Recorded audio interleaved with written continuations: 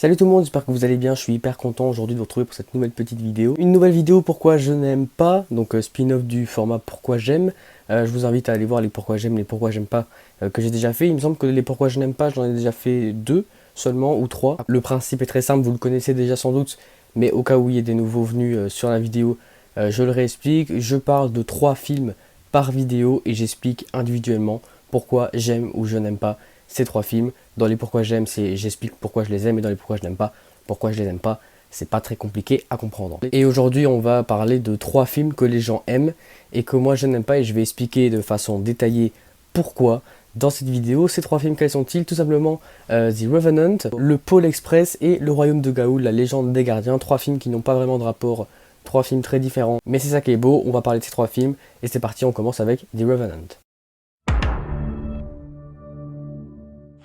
The Revenant est un western américain sorti en 2015 et réalisé par le metteur en scène mexicain Alejandro González Iñárritu, un cinéaste qui a commencé sa carrière au début des années 2000 et à qui l'on doit notamment le très bon film Birdman, sorti un an plus tôt, pour lequel Iñárritu a remporté l'Oscar du meilleur réalisateur. The Revenant se déroule aux États-Unis au 19e siècle et raconte l'histoire de Hugh Glass, interprété par le légendaire Leonardo DiCaprio, un trappeur qui est laissé pour mort par ses coéquipiers qui l'abandonnent lorsqu'il se fait attaquer par un ours. Seulement Glass survit au combat contre l'animal et n'a plus qu'une seule idée en tête, se venger sur ceux qui l'ont trahi.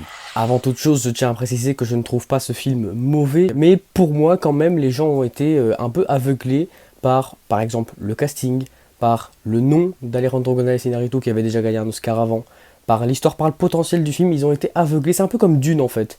Dune, j'ai pas encore vu le film, mais voilà, on sait déjà que ça va être un succès. Pour moi les gens ont été aveuglés par ça et non pas forcément, pour la plupart, pris le film avec vraiment une grosse objectivité. Pour commencer, je trouve le film beaucoup trop long, 2h36, bon, j'ai rien contre les films longs, hein. Il y a des films qui durent 4h20, hein, que j'aime beaucoup et devant lesquels je m'ennuie pas du tout, mais 2h36 avec ça dedans, ça va pas. La première heure du film, ce qui correspond quand même à presque 50% du film, est chiante à crever, il se passe rien du tout, mais vraiment rien. Si on enlève cette heure-là, il reste 1h36, il n'y a pas de mal à sortir un film d'1h36, mais non, il fallait mettre 1 heure en plus parce que les films longs à l'heure actuelle c'est très populaire, plus c'est long, plus c'est bon. Et le rythme en lui-même est mauvais, vraiment, encore une fois, on se fait chier. Bon, à certains moments ça va, mais dans la première heure et vers la fin du film, ça va pas du tout. J'avais dit sur Instagram que je trouvais la performance de DiCaprio très bonne. Je sais pas ce qui m'est passé par la tête pour dire ça, parce que je trouve pas du tout que sa performance est bonne. Enfin, non, je trouve pas que sa performance est mauvaise, mais faut savoir que DiCaprio c'est mon acteur préféré, all times. J'adore cet acteur, n'hésitez pas à aller voir mon top de mes acteurs préférés.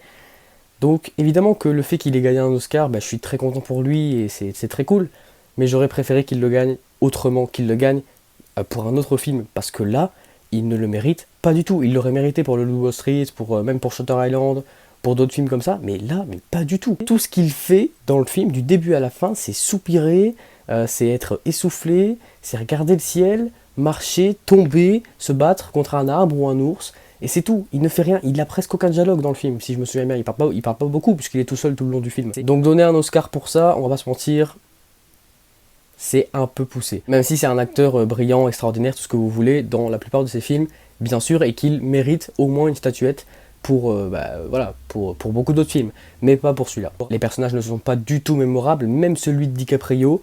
Je me suis souvenu de son nom parce que j'ai écrit la vidéo, mais sinon je m'en serais pas du tout souvenu. Les autres, je sais qu'il y a Donald Gleeson, je crois, Will Poulter, voilà. Je me souviens de 2-3 acteurs, mais pas de leurs personnages, pas du tout. On les voit pas beaucoup d'ailleurs, hein. DiCaprio on le voit tout le long, mais les autres on les voit un peu au début, un peu à la fin. Donc voilà, c'est un peu dommage, et pour un film de 2h30, avoir des personnages aussi peu intéressants et aussi peu développés, je trouve ça vraiment con. Par contre, d'un point de vue esthétique, artistique, j'ai pas grand chose à dire. La DA, elle est extraordinaire, les costumes, les décors, tout est magnifique, c'est très réaliste. La réalisation d'Iñárritu, forcément extraordinaire, c'est un réalisateur qui est superbe. Voilà, je suis pas spécialement fan de ses films ou du mec en lui-même, ou du réalisateur en lui-même, mais c'est extraordinaire. Birdman, c'est un plan séquence du début à la fin. Et après, The Revenant, c'est pas un plan séquence du début à la fin, mais il y a beaucoup de plans séquences et des scènes d'action très réalistes, très bien faites. Donc voilà, j'ai un immense respect pour ce réalisateur quand même, qui fait du très bon travail derrière la caméra, et là aussi. Pour conclure, c'est pas vraiment un mauvais film, mais pour moi, encore une fois, il a beaucoup plus de défauts que ce qu'on pourrait croire. J'aime bien ceux qui ont travaillé sur le film, DiCaprio, Inarritu, tout le monde et tout, mais voilà, je trouve ce film surcoté, et voilà, tout simplement. N'hésitez pas à me dire ce que vous pensez de The Revenant, si vous êtes d'accord avec moi ou non, dans les commentaires. Et on passe du coup au deuxième film, le film Le Pôle Express. Le Pôle Express est un film d'animation de Noël sorti il y a maintenant 17 ans, en 2004, et réalisé par le mythique Robert Zemeckis, que vous connaissez très bien comme le metteur en scène de la trilogie Retour vers le futur, de Forrest Gump ou encore de Qui veut la peau de Roger Rabbit. On y suit l'histoire d'un petit garçon doublé par Daryl Sabara qui, après avoir douté de l'existence du Père Noël, se laisse séduire par un mystérieux train qui passe devant chez lui et décide de monter dedans. Il découvrira plus tard que ce train nommé le Pôle Express est, comme son nom l'indique, en partance pour le pôle Nord. Commence alors une aventure entre ce jeune homme, les autres passagers du train, ainsi que les mystères que révélera ce dernier au fur et à mesure. Là, j'ai pas de précision à donner, je vais direct aller dans le vif du sujet. Pour moi, c'est pas un bon film. L'animation est juste atroce, on se croirait dans un jeu vidéo des années 90, dans une cinématique abominable, mais vraiment c'est horrible. Je me demande comment est-ce que Zemeckis a pu laisser passer ça. Vous allez me dire oui mais bon, en 2004 on peut encore être intransigeant. Non, pas du tout. Il y a des films, par exemple Toy Story, il est sorti 9 ans plus tôt, hein, et visuellement, bon certes il vieillit un peu quand même, mais visuellement c'est déjà de la bien meilleure qualité. 9 ans plus tard faire ça, c'est une honte. Quand tu t'appelles Robert Zemeckis, que tu as fait Retour vers le futur, que tu as fait Forrest Gump, hein, et je sais plus qui, c'est quoi la société de prod du film, je crois que c'est Warner Bros. Quand tu t'appelles Warner Bros, tu peux pas mettre aussi peu de budget dans une animation comme ça. Enfin, je trouve ça complètement con. Le scénario prend vraiment les gosses pour des cons. Voilà, moi je me suis mis à la place d'un enfant quand j'ai vu le film, et je me suis dit, mais même un enfant, il croit pas à ça en fait. C'est complètement débile, c'est des situations mais insensées. La scène du ticket qui s'envole du train, voilà, la caméra suit le ticket pendant 3-4 minutes, etc. Et que voilà, dans les arbres, dans un nid d'oiseaux, voilà, il fait tout le parcours, un parcours insensé quoi. Et bah forcément, où est-ce qu'il termine ce parcours? Eh bien, dans le train. Il sort du train, il fait son truc qui sert à rien, et il retourne dans le train, bien évidemment. C'est une scène qui aurait pu être évitée parce qu'elle dure 4-5 minutes et son dénouement est complètement prévisible. L'histoire part très vite en couille. Au début, ça va, c'est juste un gosse qui découvre un train et qui monte dedans. Ça part très très vite en cacahuète, il rencontre un mec sur le toit. Il y a l'histoire du ticket encore que j'ai dit, il y a des trucs qui sont pas nets. Bon, vers la fin du film, ça se calme. Zemeckis calme le jeu et fait quelque chose de plus raisonnable et de plus regardable. Mais ouais, on va dire que les 2 tiers du film, c'est quand même n'importe quoi. Je me plains souvent que les films sont pas assez rythmés, celui-là, pour moi, il est beaucoup trop. Voilà, le film dure pas longtemps, hein, c'est un film d'animation de Noël, donc c'est pour les enfants, ça dure pas longtemps. Et il se passe beaucoup trop de choses, trop vite, c'est pour ça que ça devient ridicule, c'est pour ça que les enfants ils y croient pas. Parce que c'est vraiment une succession trop rythmée, c'est trop en fait. Mais j'avoue que par conséquent, même si c'est ridicule quand on prend du recul, ça reste divertissant. Et encore une fois, c'est cool que Zemeckis calme le jeu vers la fin et que la fin reste cool, entre guillemets. Hein, ça va. Au niveau du divertissement et de la fin, ça va. Mais pour le reste, encore une fois, je trouve que voilà, c'est surcoté. Comme pour The Revenant, c'est complètement surcoté ce film. Pour The Revenant, c'est le casting et encore une fois l'affiche qui a fait que les gens ont aimé le film sans forcément le prendre objectivement. Là, c'est plus la nostalgie, les souvenirs d'enfance que les gens ont en regardant le film. Moi, perso, c'était pas du tout un de mes films d'enfance, donc je l'ai regardé assez récemment, à Noël dernier. Donc j'ai peut-être vu le film avec plus d'objectivité.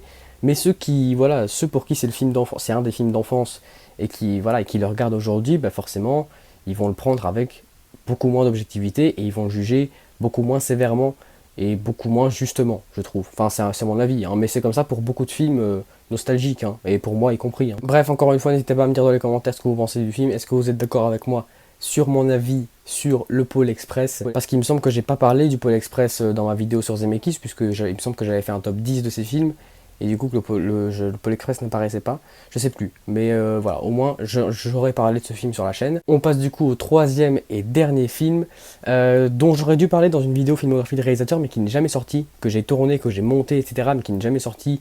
Je me souviens plus trop pourquoi, pour un problème d'upload ou je sais plus quoi. Voilà, une filmographie de réalisateur sur Zack Snyder. Je parle du film Le Royaume de Gaoul, la légende des gardiens. Le Royaume de Gaoul, la légende des gardiens est un film d'animation et d'aventure basé sur le roman éponyme et réalisé par, croyez-le ou non, le tonitruant Zack Snyder, le fondateur du DC Extended Universe et metteur en scène de 4 films de cet univers. Ce film raconte la mésaventure d'une jeune chouette effraie nommée Soren, doublée par Jim Sturgess, qui est kidnappée avec son frère et emmenée dans une pension prison pour chouettes dirigée par l'effroyable Bec d'Acier, dont la voix est prêtée par Joel Edgerton. Soren décide alors d'entreprendre de s'échapper avec une nouvelle amie et d'enfin trouver le royaume de Gaoul, un royaume mythique habité par des gardiens, dont son père lui a tant parlé lorsqu'elle était petite. Là encore, un film qui a marché. Avant de voir le film très récemment, j'ai été voir les critiques, enfin pas les critiques, mais les notes, et ça avait l'air plutôt positif. J'étais parti confiant en le regardant, et j'ai été complètement déçu. Le film dure 1h30, plus ou moins, donc c'est court, mine de rien, et c'est catastrophique niveau du rythme. Je me suis fait chier du début à la fin. Pourquoi? Eh bien parce que, bon, on y reviendra plus tard de manière plus détaillée, mais parce que l'histoire est incompréhensible, c'est abusé pour un film pour enfants, mais c'est ouf, et les personnages sont chiants, catastrophiques aussi, ça aide pas pour la compréhension, pas pour la compréhension, mais pour bien suivre l'histoire, bien suivre le film, et voilà, ça fait que c'est complètement chiant et que tu décroches dès le début en fait. Le film est trop difficile à comprendre, mais vraiment trop, c'est abusé. Le public ciblé, ce sont les enfants, on va pas se mentir. Même moi, qui ai 16 ans, je n'ai rien compris presque au film. Enfin, j'ai compris le principal, mais il y avait des trucs qui n'étaient pas expliqués, donc va donner ça à un enfant de 7-8 ans, il fait un AVC, très, très clairement. Il y a beaucoup trop de personnages, c'est abusé. Il y a, entre les gardiens, les méchants de la prison, je sais pas quoi, la famille de Soren, ses amis et tout, il y a trop de personnages en 1h30, du coup tu fais vraiment une overdose. Et il n'y a pas assez d'explications sur l'univers du royaume de Gaoul, sur vraiment ce que sont les gardiens, ce qu'est le royaume de Gaoul. Peut-être que ces détails figurent dans le livre, mais je ne l'ai pas lu. En tout cas, voilà, ça aurait peut-être été cool de faire le film un peu plus long, peut-être pour mieux expliquer. Les personnages, les protagonistes sont pas du tout attachants. Soren, non. Ses potes, non. Les gardiens, non, pas du tout. Les méchants, mais c'est pas du tout charismatique. Bon, en même temps, c'est des chouettes, vous allez me dire, mais même. En revanche, le casting est très très bon. Assez complet. Il y a du coup Jim Sturgess qui est assez bon. Il y a Hélène Mirren. Il y a Hugo Weaving, je crois. Je vous mets la liste ici des principaux acteurs, les bons acteurs du film. Enfin, les doubleurs, du coup. Non, sur ce coup-là, ça va. Autre chose qui est très cool dans le film, l'animation en elle-même, très détaillée. Les hiboux, les chouettes et tout, des fois, elles ont des armures, des accessoires et tout, et c'est extrêmement détaillé. Et là, c'est vrai que même dans une cinématique de jeu vidéo, ça claquerait, franchement. Donc voilà, le film n'a pas que du mauvais. Pour moi, c'est pas un film qui est si catastrophique que ça. Il y a du bon dans le film, mais encore une fois, surcoté. Je comprends toujours pas pourquoi les gens aiment ce film. D'ailleurs, n'hésitez pas à me dire en commentaire si vous l'aimez ou pas, et si oui, pourquoi. Je comprends pas, vraiment, je comprends pas. Peut-être que c'est encore une fois peut-être de la nostalgie, parce que le film est sorti il y a pas mal de temps. Peut-être. Peut-être que c'est aussi parce que vous avez lu les livres et que vous êtes fan de la saga de livres, je sais pas, enfin de la série littéraire, je sais pas. Mais perso, non, en tant que non-lecteur des livres et non fan du film de quand j'étais enfant, non, j'ai pas aimé. Donc voilà, comme pour The Revenant, comme pour le Pôle Express, c'est pas un film si mauvais que ça, c'est pas une sous-merde, c'est pas une boue, c'est pas un navet, mais pour moi c'est surcoté, tout simplement. Donc voilà les gars, c'est déjà la fin de cette vidéo, j'espère qu'elle vous aura plu. Si c'est le cas, n'hésitez pas à mettre un pouce en l'air et à vous abonner à la chaîne, bref, vous connaissez la chanson. À la base, on devait se retrouver pour le 3e épisode de Dans son rôle aujourd'hui, mais au final, ce sera la semaine prochaine. D'ici là, je vous dis à très très bientôt. Salut!